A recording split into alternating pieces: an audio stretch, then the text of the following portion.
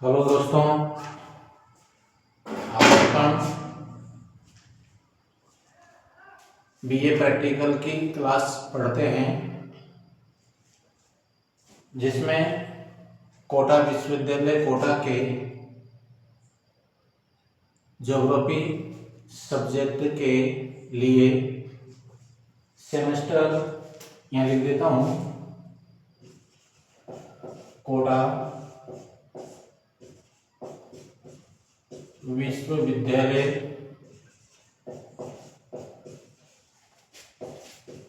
कोटा के BA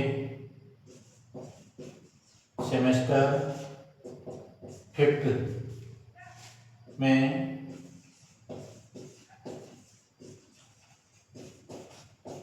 geography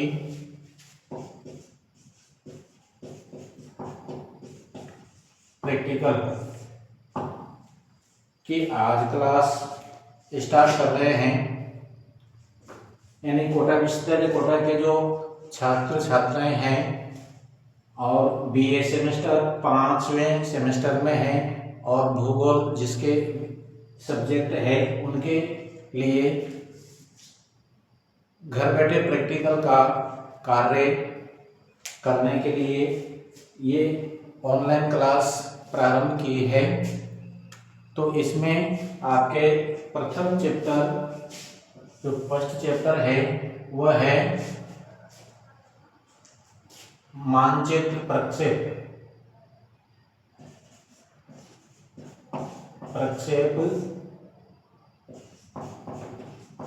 मानचित्र। प्रक्षेप मानचित्र का मतलब क्या होता है? Projection map.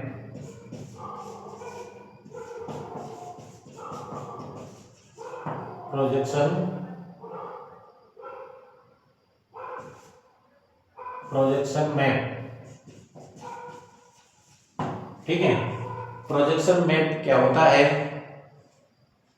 यानी कि ग्लोब क्या है? ये ग्लोब एक पृथ्वी का छोटा स्वरूप है जिसकी सहायता से संपूर्ण पृथ्वी का एक साथ व्यवस्थित रूप से शुद्ध अवस्था में भौगोलिक अध्ययन किया जा सकता है। इस ग्लोब का जो अक्षांश और देशांतरीय जो रेखाएं हैं, इन रेखाओं के माध्यम से विश्व के कोई से भी क्षेत्र की भौगोलिक स्थिति का पता लगा सकते हैं, ठीक है। तो इसी प्रकार से प्रक्षेप की परिभाषा पूर्ण होती है कि ग्लोब के किसी भी भौतिक क्षेत्र का में खींची गई अक्षांश व देशांतर रेखाओं के जाल को एक निश्चित मापनी के आधार पर समतल कागज पर निरूपण करने की विधि प्रोजेक्शन मैप या प्रक्षेप मानचित्र कहलाती है। इसको मैं यहाँ लिख देता हूँ परिभाषा। इसकी परिभाषा क्या है? ग्लोब के किसी क्षेत्र में खींची गई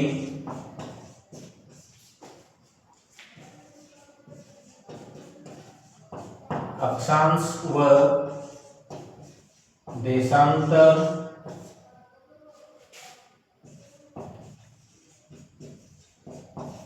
रेखाओं को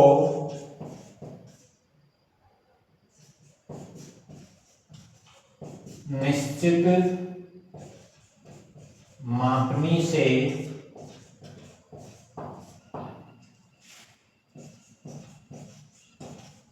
समतल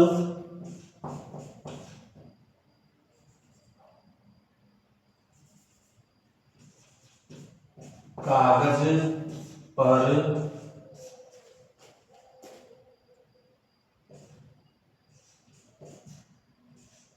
निरूपण करना मानचित्र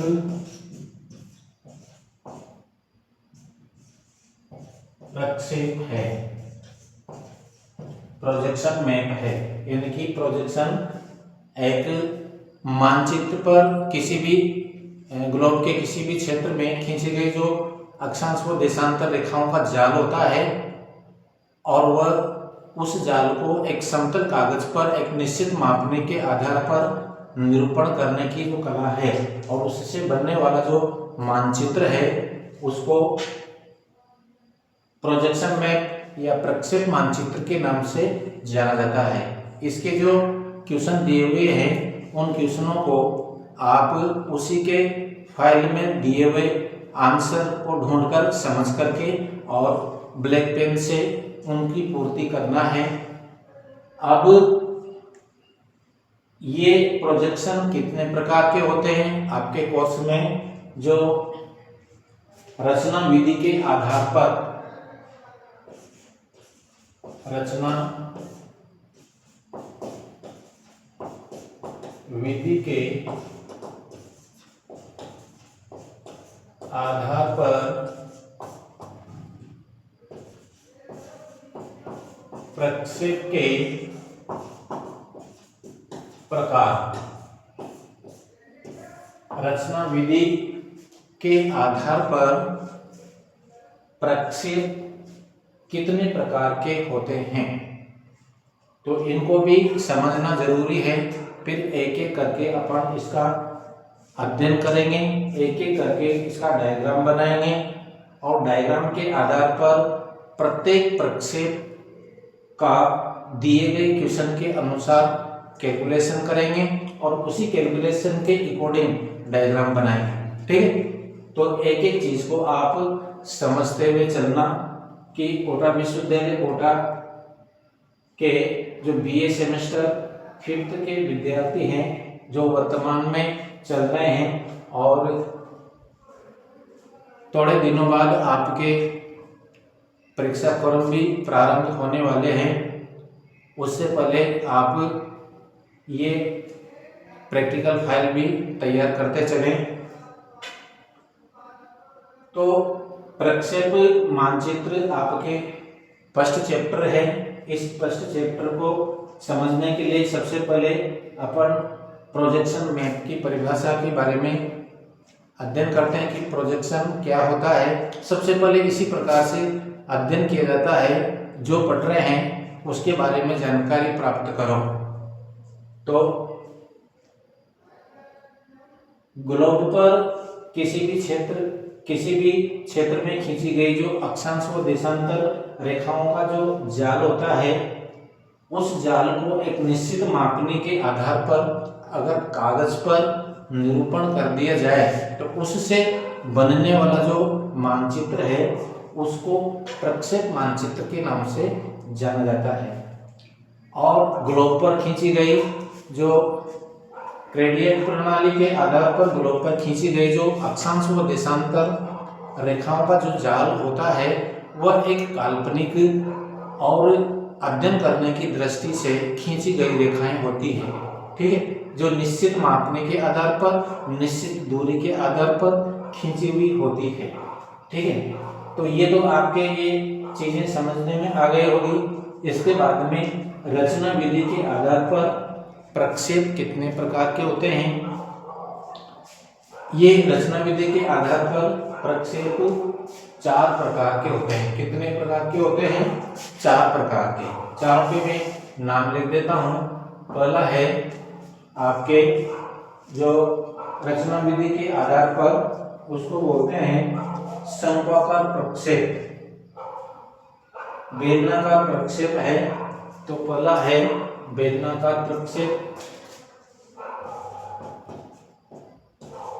ये बेलनाकार प्रक्षेप, इसको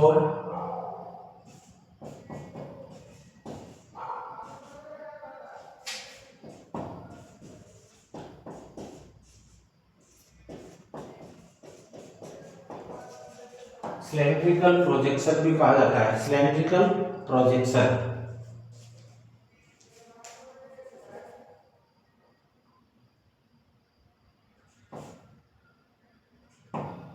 सिलेंड्रिकल प्रोजेक्शन। दूसरा है शंक्वाकार प्रक्षेप।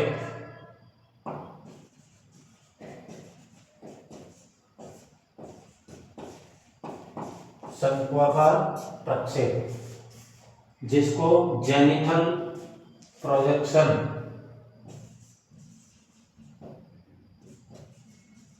जेनिथल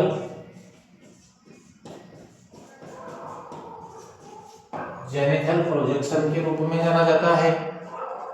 और तीसरे नंबर का है आपके ख मध्य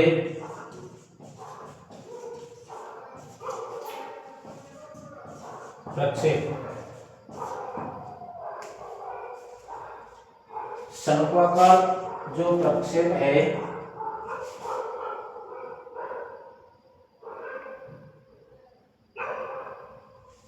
इसको कोनिकल प्रोजेक्शन बोलते हैं। शंक्वाकार प्रक्षेप को कोनिकल प्रोजेक्शन बोलते हैं। ठीक है,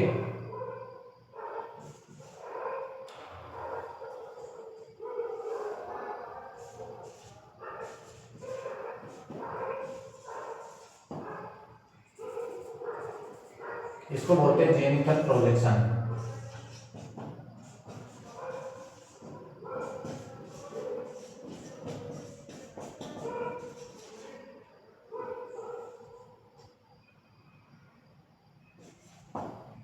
प्रोजेक्शन, जेनिथल प्रोजेक्शन, ख मध्य प्रक्षेप और इसको बोलते हैं कोनिकल प्रोजेक्शन।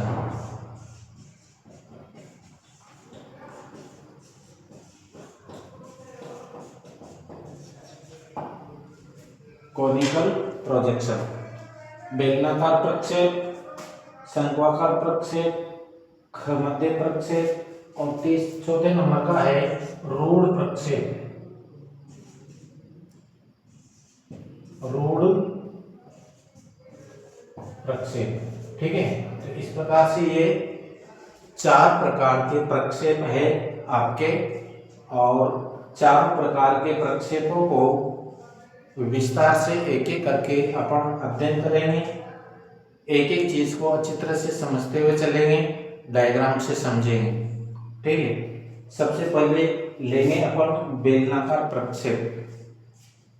प्रक्षेप एक तरह से ग्लोब पर खींचे गए अक्षांश और देशांतर रेखाओं का जाल होता है, परंतु क्वेश्चन में दिए गए क्षेत्र के अनुसार उत्तरी गोलार्ध का और दक्षिणी गोलार्ध में कोई सा भी क्षेत्र का विस्तार के आधार पर उसके अक्षांश व देशांतर रेखाओं का जाल बनाकर प्रक्षेप मानचित्र बना लिए जाते हैं। सबसे पहले बेलनाकार प्रक्षेप, तो बेलन की आकृति, बेलन की आकृति किस प्रकार की है, जैसे मान लो कि ये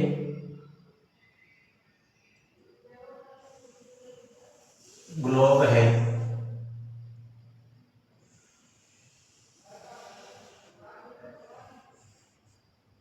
इस ग्लोब पर ये भूमध्य रेखा और ये ग्रीनविच रेखा, ग्रीनविच रेखा के समानांतर खींची गई देशांतर रेखाएं पूर्वी गोलार्ध और पश्चिमी गोलार्ध। इसी प्रकार से ये 0 डिग्री अक्षांश भूमध्य रेखा के समानांतर खींची गई काल्पनिक रेखाएं जो उत्तरी गोलार्ध और दक्षिणी गोलार्ध में खींची गई अक्षांश रेखाओं का जाल बनता है। और एक कागज लो जिसको इस तरीके से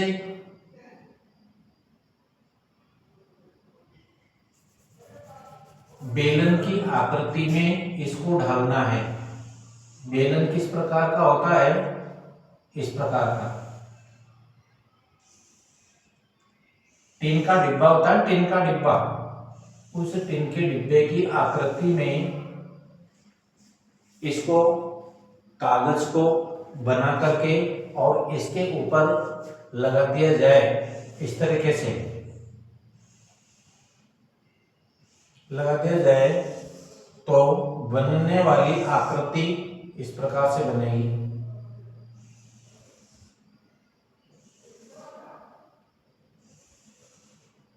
इस प्रकार से बनेगी।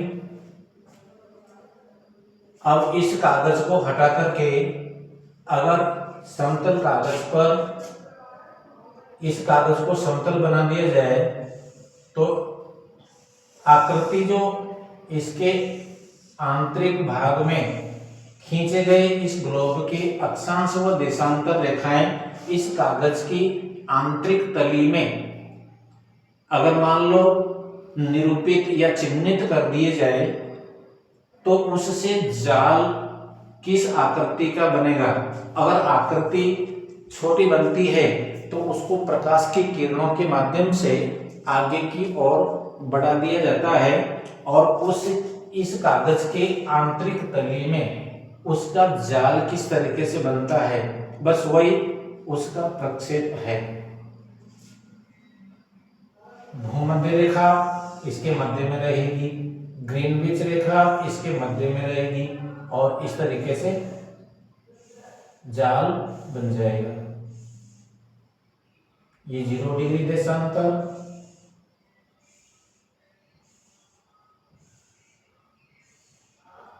और ये अक्षांश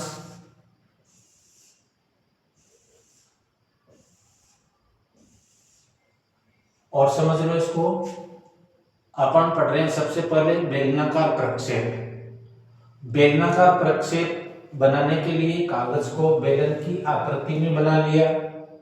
अब इस बेलन की आकृति को ग्लोब पर लगा दिया, इस ग्लोब पर इस तरीके से लग गई। अब इस ग्लोब की जो अक्षांश व देशांतर रेखाओं का जो जाल है वह इस कागज की आंतरिक तली में कहाँ स्पर्श करता है, उस स्पर्श करते हुए उनको पेंसिल से चिन्हित कर लेते हैं। और जो नहीं मिलता है ग्लोब, ये गोल वाला जो भाग है वहां का अक्षांश व देशांतर रेखाएं उसको टच नहीं करेगी और टच नहीं करती है तो उसको आगे की ओर बढ़ाते हुए उसका जाल बना लेते हैं और फिर इस कागज को हटाकर एक समतल बना लेते हैं और समतल बनाने के बाद में ये ग्लोब का जो जाल बना है वह इस तरीके से बनता है। तो ये जो बनने वाला जाल है वह किस नाम से जाना जाएगा, शंक्वाकार प्रक्षेप। किस नाम से, बेलनाकार प्रक्षेप, सॉरी बेलनाकार प्रक्षेप। ठीक है, ये इस प्रकार से बेलनाकार प्रक्षेप बनेगा। दूसरे नंबर का शंक्वाकार प्रक्षेप, ये 1 नंबर हो गया। दूसरे नंबर का है शंक्वाकार प्रक्षेप। इसी पर अगर इस कागज को शंकु की आकृति में, शंकु किस आकृति में होता है,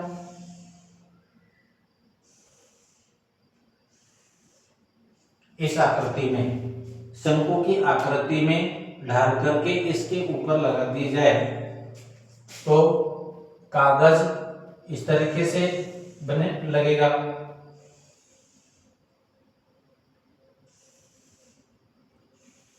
इस तरीके से लगेगा और वही विधि अपनाओ जो पहले लगाई थी। इस कागज के आंतरिक तली में, अंदर की तली में इस ग्लोब के जो अक्षांश रेखाओं का और देशांतर रेखाओं का जो जाल उस पर स्पर्श करता है उसको चिन्हित करके और फिर हटा लो तो बनने वाली जो आकृति है वह इस प्रकार से बनेगी।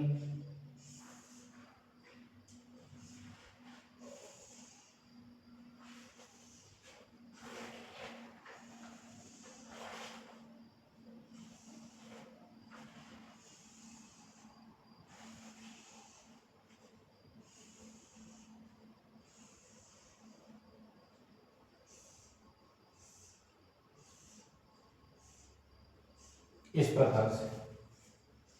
तो बनने वाली जो आकृति इस प्रकार से बनेगी, जो ये अक्षांश व देशांतर रेखाओं का जो जाल बना है, इसकी जो आड़ी रेखाएं हैं ये तो अक्षांश रेखाओं के रूप में बन जाएगी, ये वाली, और जो खड़ी रेखाएं हैं वो देशांतर रेखाओं के रूप में बनेगी, और जो बनने वाला जो रेखाओं का जाल है इस प्रक्षेप को शंक्वाकार प्रक्षेप के रूप में जाना जाता है। शंक्वाकार प्रक्षेप, ठीक है। तो इस प्रकार से आज अपन ने प्रैक्टिकल क्लास में जो कोटा विश्वविद्यालय कोटा के बीए सेमेस्टर 5th वाले हैं उनके लिए प्रैक्टिकल का जो कोर्स है उसको प्रारंभ किया है, और उसी के आधार पर फर्स्ट चैप्टर मानचित्र प्रक्षेप के रूप में प्रारंभ किया है, ठीक है। तो इसी के आधार पर एक एक चीज को अपन समझते हुए डायग्राम के माध्यम से इस प्रकार से समझते हुए पढ़ेंगे, और फिर इसी से संबंधित जो क्वेश्चन है प्रैक्टिकल में उनको हल करेंगे, और हल करने के बाद उसके कैलकुलेशन के अकॉर्डिंग डायग्राम बनाते हुए चलेंगे। बिल्कुल फर्स्ट स्टेप में है ये अभी, और इसको रिपीट करके और अच्छी तरह से समझ लेना, फिर आगे पढ़ेंगे, एक एक स्टेप को पढ़ेंगे, समझते हुए चलेंगे, और अपने दोस्तों को भी इससे जोड़ते रहिए और आगे बढ़ाते रहिए, ठीक है। आज तो इतना सा कर लेते हैं, कल मध्य प्रक्षेप को और रूढ़ प्रक्षेप को दोनों को इसी प्रकार से समझेंगे जिस प्रकार से इनको समझा है, ठीक है। तो इनमें कोई चीज समझने में नहीं आई तो बताना और दोबारा इसको समझा देंगे, बाकी समझते हुए चलेंगे। कितनी बार, 2 बार, 3 बार, जितनी बार भी समझना चाहो, बिल्कुल एक एक चीज को समझेंगे और आगे बढ़ेंगे, ठीक है। तो इसी प्रकार से आप भी साथ के साथ ही फाइल को तैयार करते रहें, ताकि एग्जाम के समय प्रैक्टिकल के लिए अलग से समय बर्बाद न करना पड़े। अभी इसको कंप्लीट करके और चेक करा के रख लेते हैं, ताकि परीक्षा के समय थ्योरेटिकल पार्ट का अच्छी तरह से स्टडी कर सकें। धन्यवाद।